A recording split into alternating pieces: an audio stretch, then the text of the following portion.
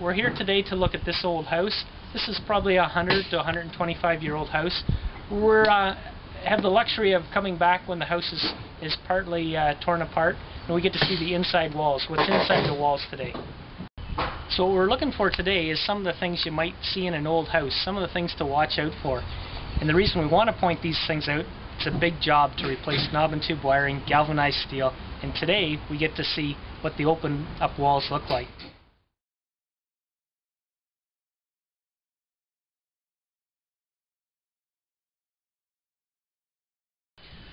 Okay, what we're looking for here is the water supply piping.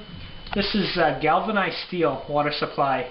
As soon as I see this piping, I know that it's 50 to 60 years old. It's getting near the end of its expected life. Because of that fact of the age, insurance companies are getting very fussy about insuring homes with galvanized water supply piping.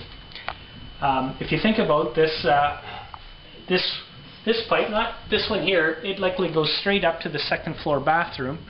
If you get a leak in the second floor bathroom, that water wants to come down, and it's very costly to clean up water damage insurance claims.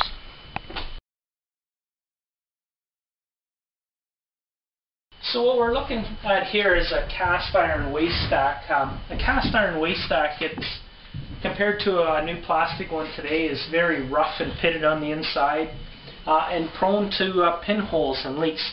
So this is an example of some pinholes. Somebody's tried to correct it with some gear clamps, and we can just tell that it's not being successful.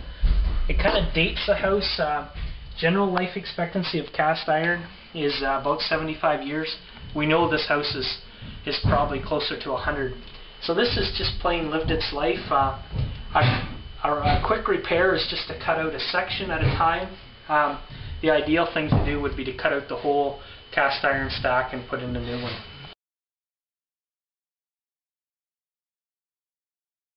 So we're in an old house and we're looking at the electrical panel.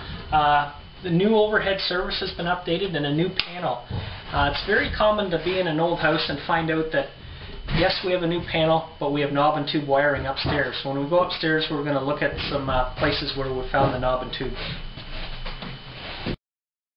What we're looking at here is for signs of old wiring. We do see this is a ceramic tube that the old knob and tube wiring was used. The wiring we do see has been upgraded, so right in this part of the house, this is not live knob and tube.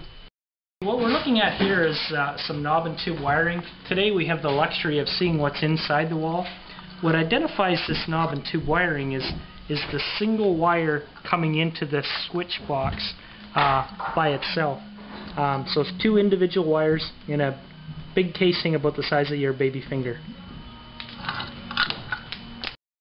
What can be the issue with knob and tube wiring is when it becomes exposed, the insulation around the wire actually gets very brittle and then it just breaks off and peels off. So when we go to do work with it, we can't find enough insulated wire, and when it gets to that point, we basically need to replace that wire. You can imagine replacing a new wire that goes up the wall, across the ceiling to that height.